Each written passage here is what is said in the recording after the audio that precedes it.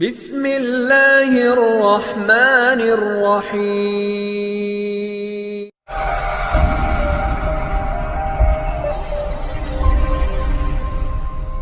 بسم الله الرحمن الرحیم.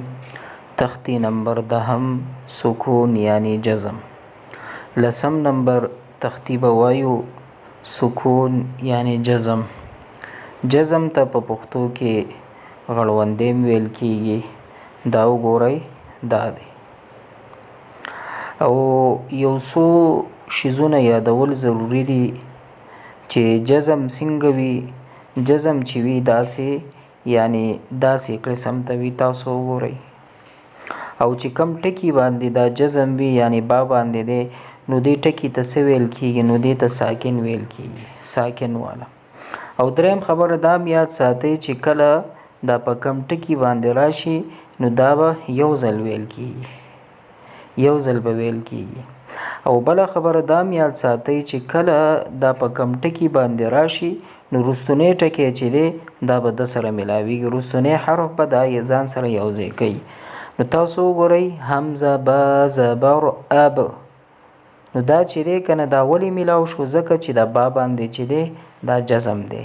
نو د جزم کار دا دی چې رستنی ټکی ځان سره یو ځای کوي. نو راځو سبق طرف ته. اعوذ بالله من الشیطان الرجیم بسم الله الرحمن الرحیم. ما پسې وایي بیا به پوهیږئ انشاءالله. حمزه با زبر اب، حمزه با زیر اب، حمزه با پیش اب، اب اب اب. حمزه تا زبر ات، حمزه تا زیر ات، حمزه تا پیش ات، ات ات ات. حمزه ثا زبر اث، حمزه ثا زیر اث، حمزه ثا پیش اث، اث اث اث. حمزه جیم زبر اج، حمزه جیم زیر اج، حمزه جیم پیش اوج، اج اج اوج. حمزه ح زبر اح، حمزه ح زیر اح، حمزه ح پیش اح، اح اح اح.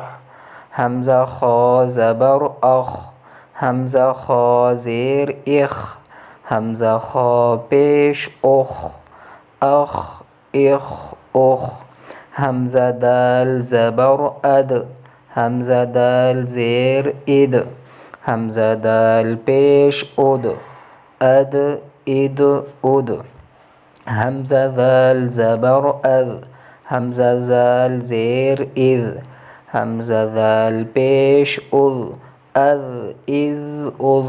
حمزه را زبر ار، حمزه را زیر ار، حمزه را پیش ار، ار ار ار. حمزه ز زبر از، حمزه ز زیر از، حمزه ز پیش از، از از از. حمزه سین زبر اس، حمزه سین زیر اس، حمزه سین پیش اس، اس اس اس. حمزه شین زبر اش، حمزه شین زیر اش، حمزه شین پیش اش، اش اش اش. حمزه صاد زبر اص، حمزه صاد زیر اص، حمزه صاد پیش اص، اص اص اص. حمزه ضاد زبر اض، حمزه ضاد زیر اض، حمزه ضاد پیش اض، اض اض اض. حمزه طا زبر اط، حمزه طا زیر اط، حمزه طا پیش اط، اط اط اط. حمزه ظا زبر اظ، حمزه ظا زیر اظ، حمزه ظا پیش اظ، اظ از از. نو اوس راځو په روانه باندې وایو.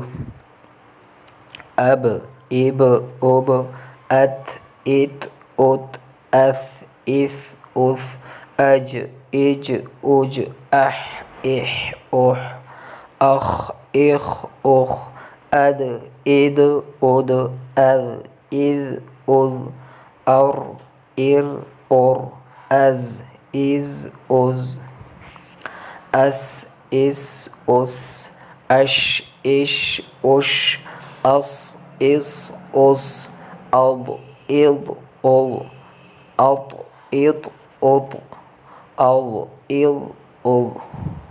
نو تختی نمبر 10 مونږ وویله. انشاءالله امید لرم چې تاسو په دې سبق باندې پوه شوي. نو اخره کې مې گزارش دا دی چې نورو ملګرو ته هم دا ثواب په نیت باندې شیر کړئ. والسلام علیکم ورحمت الله وبرکاته.